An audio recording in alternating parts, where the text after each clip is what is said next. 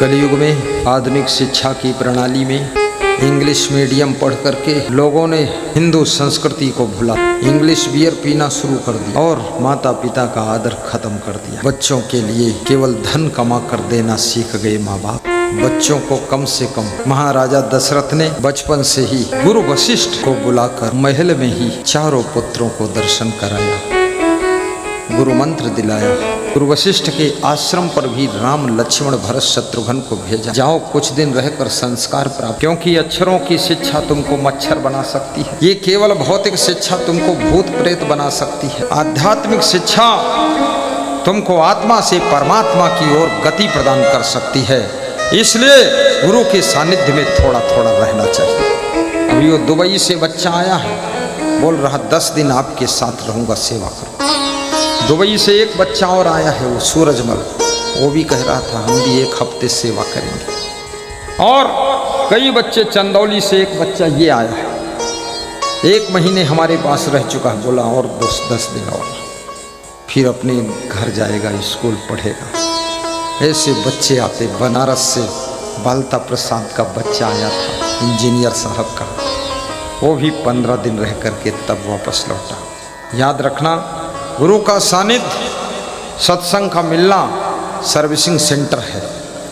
आपकी जीवन की गाड़ी को मेंटेनेंस कर देते हैं गुरुदेव, ज्ञान के द्वारा ग्रीसिंग भी कर देते हैं और भक्ति सिखा करके आपके जीवन की गाड़ी को इतना सुंदर बना देते हैं कि फिर बिना बिगड़े हुए जिंदगी की गाड़ी आगे बढ़ती है और वो गाड़ी सुख शांति मोक्ष की मंजिल की ओर जाती है। बोलिए सदगुरु संगदेव महाराज की जय। हमारे देश में लाखों गुरुकुल हुआ करते थे, सब गुरुकुल खत्म हो गए, एक भी गुरुकुल नहीं है। अब लोगों के पास में इतनी भी सामर्थ्य नहीं कि अपना अपना कुल संभालें। गुरुकुल कौन संभालेगा? गुरुकुल क्यों बंद हुई? गुरुकुल क्यों खत्म हुई? मुस्लिमों के मदरसे चल रहे हैं, हिंदुओं के गुरुकुल बंद हो गए। उसका कारण है, जब से हमारे देश के अंदर ये नवीन शिक्षा प्रणाली प्रवेश कर चुकी है और गुरुकुलों में लोग फीस नहीं देते थे, माँ बाप भी फीस काट देते थे, हंस देते थे, अरे गुरु जी का है, ठीक डाल दो बच्चे को, वहीं खाएगा रहेगा। गुरु लोग गुरुकुल चलाने में असमर्थ हो गए, आखिरी में सब ने गुरुकुल बंद कर दिया। और गुरुकुल बंद होने का परिणाम ये हुआ कि संस्कृति कमज़ोर हो गई, संस्कार कमज़ोर हो गए, नाम के हिंदू हम रह गए, ये भी पता नहीं हिंदू होता है। हिंदू होने का अर्थ ये नहीं होता कि आप पूजा पाठ ही करें, हिंदू होने का अर्थ ये नहीं कि पूजा पाठ आप नहीं करते हैं तो हिंदू नहीं है। पूजा पाठ करना तो आपकी श्रद्धा की बात है। अनेक प्रकार से लोग पूजा पाठ करते हैं, कुछ लोग ध्यान करके पूजा पाठ को स्वीकार कर लेते हैं, कुछ लोग गुरु का प्रवचन सुन करके ही उसी को पूजा पाठ मान लेते हैं, कुछ लोग गुरु का मंत्र 3 बार बोल करके पूजा पाठ मान लेते हैं। कोई जरूरी नहीं है कि मूर्ति के सामने ही पूजा किया जाए तो ही हिंदू बनेगा।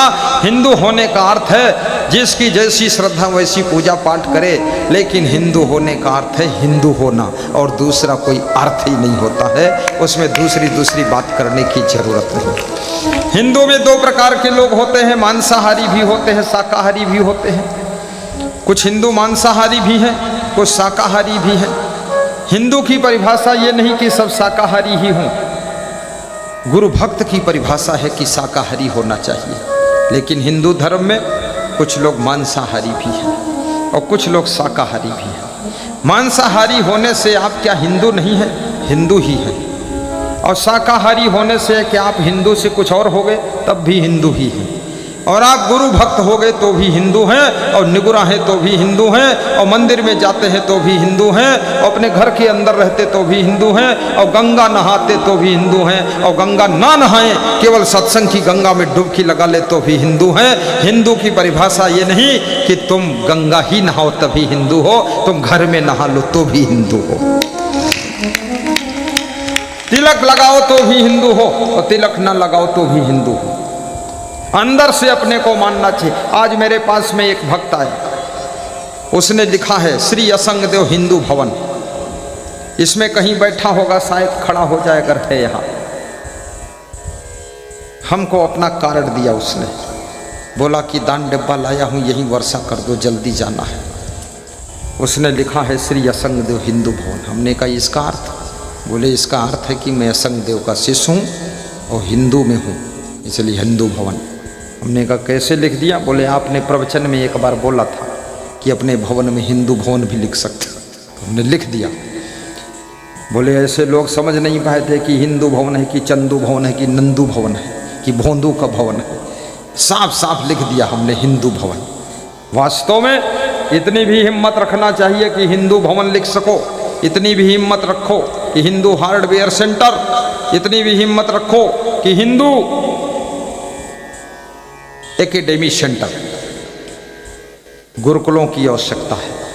और मैं ये बताना चाहता हूँ, एक गुरुकुल की स्थापना आपके गुरु के द्वारा छत्तीसगढ़ प्रदेश में हो रही है, जिसमें 20 कमरे बन चुके हैं, जिसमें सरस्वती शिशु मंदिर की तरफ से हेल्प मिल रही है, जहाँ पर भारतीय संस्कृति के अनुसार शिक्षा दी जाएगी। एक आधे घंटे का पीरियड डेली संस्कार का पीरियड होगा। माता पिता के बारे में, भाई बहन के बारे में, पति पत्नी के बारे में, साफ सफाई के बारे में, घर द्वार रिश्तेदार के बारे में और गुरु भक्ति के बारे में सब समझाया जाएगा। ऐसा स्कूल चलेगा। गोरखपुर के एक भक्त ने कहा कि मैं अपने बच्चे को वहाँ पढ़ा दूंगी आपके गुरुकुल में। हमने कहा तुम नहीं पढ़ा पाऊंगी। तो बोले क्यों गुरुजी, आपका है? तो हमने कहा उसकी फीस बहुत हाई रहेगी। बोले कैसे हाई रहेगी? मेरे गुरु का है। हमने कहा अगर फीस सस्ती रहेगी तो टीचर सस्ते वेतन के होंगे, और टीचर सस्ते वेतन के होंगे तो सस्ते वेतन वाले टीचर ही नहीं मिलते, वो बैल मिलते हैं। वो जो पढ़ाएंगे तो विद्यार्थी भी बैल ही बनकर निकलेगा। इसलिए टीचर 80,000 रुपये महीने वाला टीचर होगा। छठा हुआ भारत देश का टीचर होगा, और फीस भी दूसरे स्कूलों से दुगनी 4 गुनी होगी, ताकि तुम्हारा बच्चा जब निकले तो टॉप का निकले, आपका बच्चा आगे बढ़े। तो बोले फीस तो हम कोशिश करेंगे, फीस देंगे। तो हमने कहा भक्तों के लिए 10% छूट रहेगी, 10% छूट। जिसके गले में कंठी माला उसके लिए छूट करेगा बोलते हो, और जिसके गले में नहीं कंठी तो उसके लिए 100% फीस। कम से कम शर्त रख दूंगा तो 1,00,000 2 लाख लोग कंठी डाल देगा गले में। हाँ, और जहाँ डाला कंठी, बस कंठी पहनने के बाद कंठ के नीचे मांस मछली दारू नहीं उतरना चाहिए। और मांस मछली दारू मुर्गा अगर छुड़ा दिया तो याद रखना फीस भी महंगी नहीं दिखेगी, सस्ती दिखेगी, क्योंकि शराब का पैसा बचेगा, वही पैसा आपके बेटे के फीस में खर्च होगा और बेटे के जीवन का नया निर्माण हो जाएगा। सस्ते में मत गिरिए, सस्ता बहुत खतरनाक होता है। सस्ती गाड़ी खरीदोगे केवल हारन नहीं बजेगा, बाकी पूरी गाड़ी बजती रहेगी, ये बात याद रखना है। और सस्ती गाड़ी में कुछ न कुछ नीचे टपकता रहेगा, mobil oil, brake oil, steering oil, कुछ न कुछ चुवत रही। तुम बीच बीच झुक गई झकी हो, अंदर घुस गई कि मैं चुवत का है, इमा चुवत है घी डिब्बम भर ले खाओ जा, चोईबाई खरी जब मद्दुई लाए हो। मोहन बहुत खुश हुई है कि गुरुदेव मजाक करते हैं। गाड़ी हमेशा अच्छी रखना, पैसे कम है थोड़ा कम अच्छी ले लो, फिर मन में संकल्प ले लो गाड़ी टॉप की और मकान टॉप का, 2 चीज़ है। कपड़े सस्ते, सोना चांदी कम। अभी एक बच्चा बता रहा था, भक्त कह रहा था सोना बेच करके कार लिया हूँ, मकान बना दिया हूँ, दुकान खोल दिया हूँ बहुत बड़ी।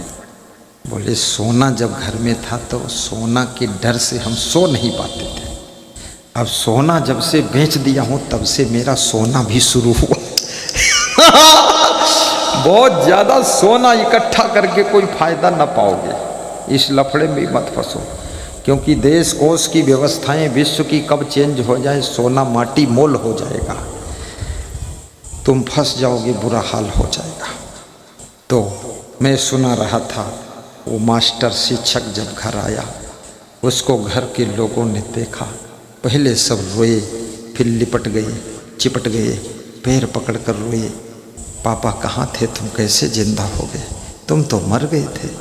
बोले भैया क्या करें, जो है सो ठीक है, फिर बताएंगे कहानी। गुरु मुस्करा रहा था पास में खड़ा खड़ा कि खेल तो मेरा ही सब है। तो मास्टर जो पिता था उसने पूछा, ये घर किसका बेटा? बोले पापा सब आपका ही है। ये वाला किसका? बोले छोटे भाई का है।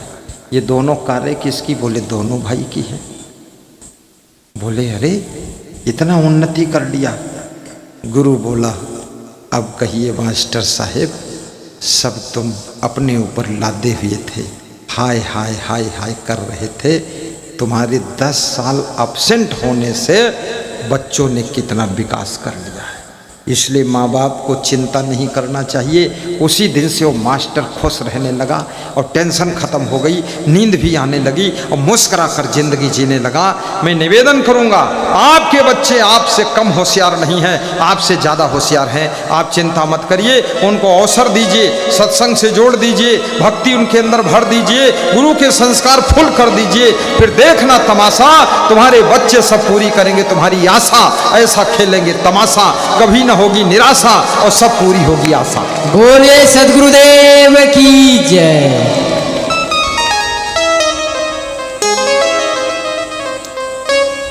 सब खिलाड़ी ही पैदा हुए।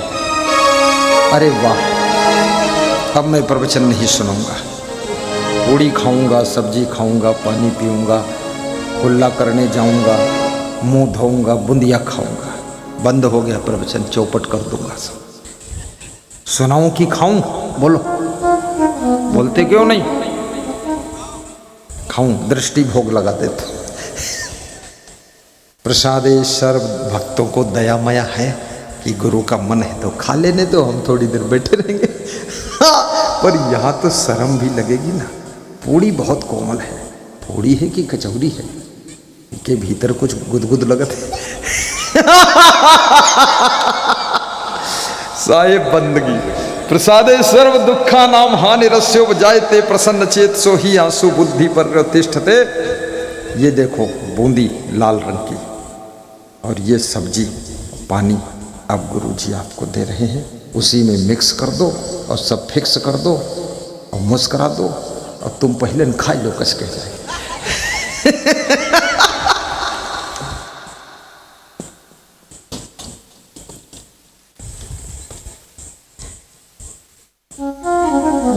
जो खिला कर खाए उसे इंसान कहते हैं, खिलाकर जो खाए उसे इंसान कहते हैं, उसे इंसान कहते हैं, उसे इंसान कहते हैं। पराया दर्द गाइए, सब गाइए। कोमल यादव कोमलता से गाइए।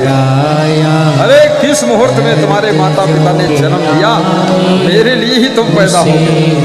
भगवान कहते हैं किसी के काम जो आए उसे इंसान कहते हैं। ये दुनिया एक उलझन है, कहीं धोखा कहीं ठोकर। ये दुनिया एक उलझन है, कहीं धोखा कहीं ठोकर। कोई हंसे हंस के जीता है, कोई जीता है रो रो कर। कोई हंस हंस खंडा गांव की जय हो। कोई जीता है रो रो कर।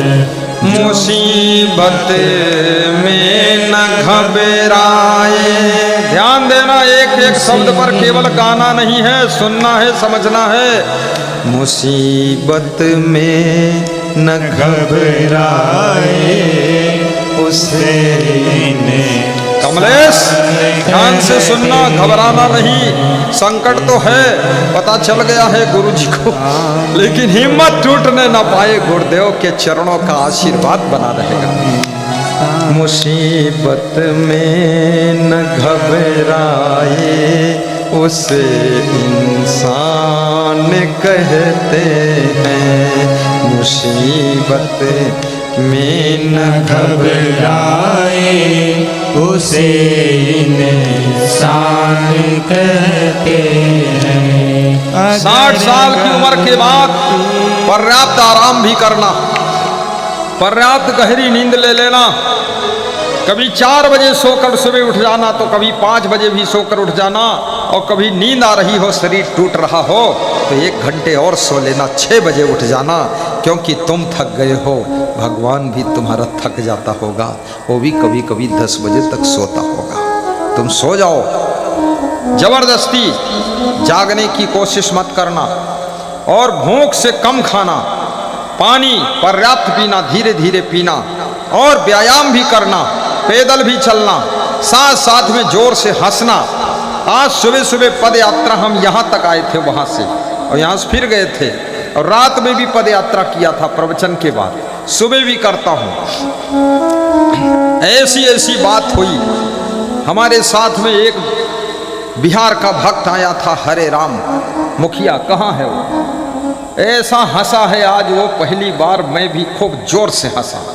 बिरवा के नीचे बैठ के, आमक पेड़ के नीचे, वो भी हंसा, मैं भी हंसा, वो रमेश भी हंसा। तो हमने कहा जो ज़्यादा हंसेगा वही ज़्यादा गुरु के प्रेम में फंसेगा भी। तो थोड़ा हंसना भी, बहुत दुखी जैसा चेहरा बनाकर मत रहना। उन्नति होती रहेगी, हंसते रहना। ये तो सब संसार का काम। अभी मास्टर की कहानी सुनाया ना, मास्टर निश्चिंत हो गया, मास्टर को नींद आने लगी, मास्टर की चिंता खत्म हो गई, मास्टर का स्वास्थ्य अच्छा हो गया और मास्टर मुस्कुराकर जीने लगा और बेटे बहुओं को आशीर्वाद देने लगा और चिड़चिड़ापन खत्म हो गया, उलझन खत्म हो गई।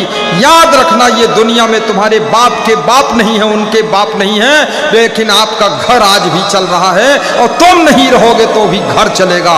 इसलिए चिंता छोड़ करके हंस करके काम करिए, आने वाली पीढ़ी सब चलाती रहेगी। बोलिए सद्गुरुदेव की जय। मुसीबत में न घबराए।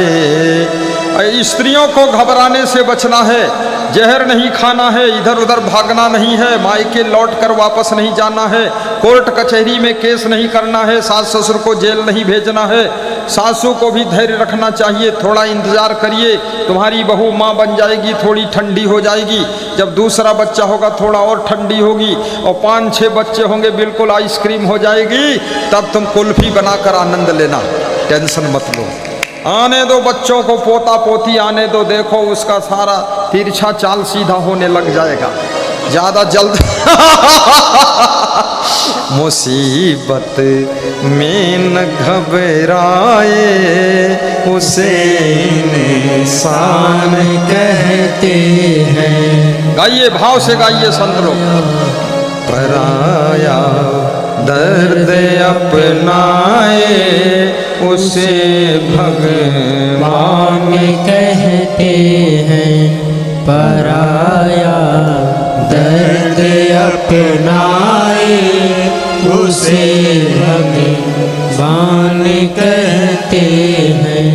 अगर गलती रुलाती है तो राहें भी दिखाती है। गलती हो जाए, अगर गलती तुम्हें रुलाई आ जाए है तो समझ लो गलती राह बता देगी। और गलती हो, फिर सीना जोरी हो तो समझ लो राह और भटकोगे भी। का पुतला है, गलती को मंजूर करो तो मजबूत हो जाओगे। हो ही जाती है जो कर ले दूर गलती को उसे इंसान कहते हैं, जो कर ले दूर गलती को उसे इंसान कहते हैं। पराया दर्द अपनाए उसे भगवान कहते हैं, उसे भगवान कहते हैं, उसे भगवान कहते हैं। पराया दर्द अपनाए उसे भगवान कहते हैं। किसी के काम जो आए उसे इंसान कहते हैं।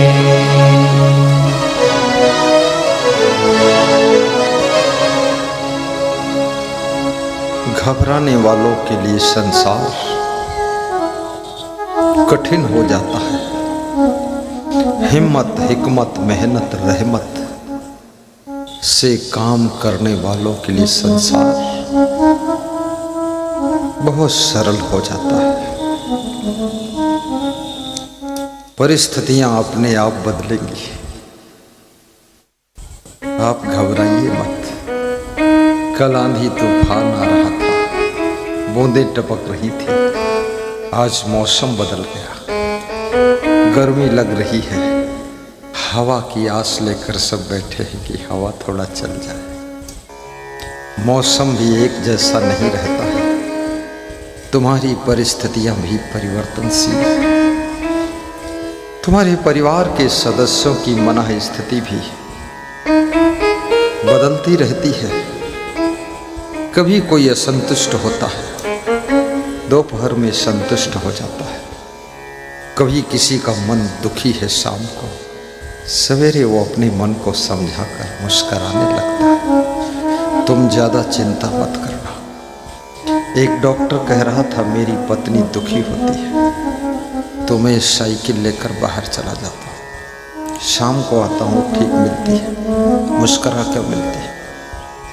तो हमने कहा जब दुखी होती उसको समझा दिया करो। बोले एक बार समझाया था, दिन भर रोती रही थी, तो समझाता नहीं, मैं निकल लेता हूँ, अपने आप ठीक हो जाती है। ये जगत की बहुत सी समस्याएं अपने आप ठीक होती हैं, तुम इतनी चिंता क्यों करते हो? इसलिए कबीर कहते हैं आपा तजय, आपा को छोड़िए, अपने आप को हल्का कीजिए और अभिमान से मुक्त हो जाइए। मैं ही सब कर रहा हूँ, इस भावना को दूर कीजिए। सब कर रहे हैं, सब हो रहा है, गुरुवर तेरी कृपा से सब काम हो रहा है।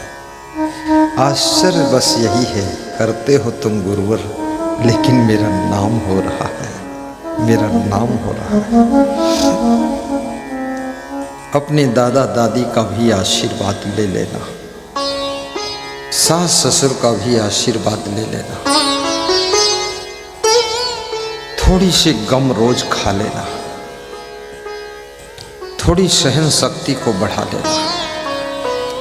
कभी पिताजी जोर से बोल दें, तुम जोर से जवाब बोलकर मत देना। और कभी माँ अगर डांट दे, भले तुम 40 साल के हो, सह लेना। माँ तो माँ है, तुम कितनी उम्र के हो जाओ, उसके तुम लाडले लाल हो, वो कभी भी डांटने का हक रखती है। उसका हक मत छीनना, उसके हक का अधिकार उसी के पास रखना। एक इंजीनियर कह रहा था मेरी माँ का अनुशासन अब भी है। उसका बड़ा भाई मैनेजर कह रहा था अनुशासन कड़ा है। छोटा भाई कह रहा था मैं प्रोफेसर हूँ, लेकिन आज भी माँ का थप्पड़ लग जाता है। और उसके थप्पड़ खा खा कर हम तीनों भाई टाप कर गए ये इंजीनियर बन गया, मैं प्रोफेसर बन गया, ये मैनेजर बन गया, अभी भी हम माँ का अनुशासन मानते हैं। याद रखना, अनुशासन तुमको गलत राह पर जाने से रोकता है। इसलिए माँ को धन्यवाद दीजिए, उनका अनुशासन स्वीकार करिए। अपने पत्नी का भी अनुशासन मानिए। कभी कभी आपकी पत्नी रोकती है, टोकती है, अच्छी बात है, धन्यवाद दीजिए, मान जाइए। जैसे रावण की पत्नी मंदोदरी ने रावण को रोका टोका था, रावण नहीं माना, तो रिजल्ट क्या हुआ? विनाश हो गया। कभी कभी आपका पति आपको रोकता है, टोकता है, समझाता है, ऐसा मत करो, मान जाइए, जिद मत करिए। शिव जी की बात को सती जी ने नहीं माना था, तो सती जी की मृत्यु हुई थी दक्ष प्रजापति के यज्ञ में। दक्ष प्रजापति की पिटाई हुई, यज्ञ विध्वंस हुआ, शिव गणों ने आकर के बहुत मारकूट किया और सभी देवी देवता थोड़ा बहुत चोट चपेट खाए, भगदड़ मची और यज्ञ सब नष्ट भ्रष्ट हुआ। केवल सती जी ने अपने पति की बात नहीं माना था। इसलिए पत्नियों को चाहिए, उचित बात पति कहता है तो मान लीजिए, जिद मत करिए। जिसका स्वभाव जिद्दी, उसकी जिंदगी रद्दी, उसकी जिंदगी रद्दी और गली गली होगी भद्दी। और ऐसा आदमी चाहे बैठे जिस गद्दी, और गद्दी को भी कर देगा रद्दी। कितने आश्रमों की गद्दी पर रद्दी लोग बैठ गए, और जब रद्दी व्यक्ति गद्दी पर आता है ना, गद्दी की शोभा बिगड़ जाती है। पत्थर की चट्टान पर बैठा हुआ सिंह भी, पत्थर की चट्टान को सिंहासन कहा जाता है, और सिंहासन पर बैठा हुआ सियार, उसको कभी सिंह नहीं कहा जाता है। इसलिए याद रखना, तुम जहां बैठ जाओ वही स्थान तुम्हारा सिंहासन बन जाना चाहिए, सिंहासन बन जाना चाहिए। ऐसा अपना प्रभाव रखिए, हमेशा विनम्र रहिए। आपा तजय हरि भजन। दूसरी बात कबीर साहब बताते हैं, पंचामृत बांट रहे कबीर साहब, कहते हरि का भजन करो। भजन बहुत जरूरी है। भजन करते लोग कहाँ, लोग तो इतना माया मोह में भूल जाते हैं। कितने लोग तो भोजन भी नहीं करते टाइम पर, तुम भजन की बात कर रहे हो।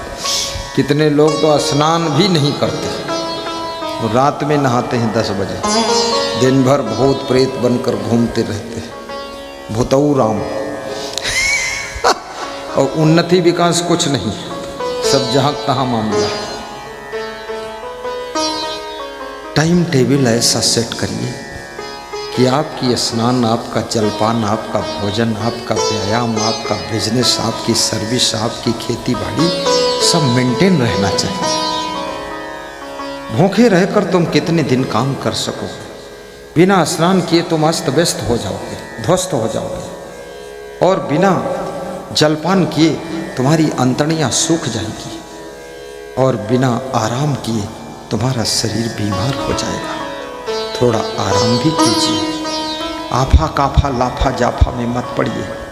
हाइया दैया मैया भैया रुपैया गैया नैया पैया, इसके चक्कर में ज़्यादा मत पड़िए।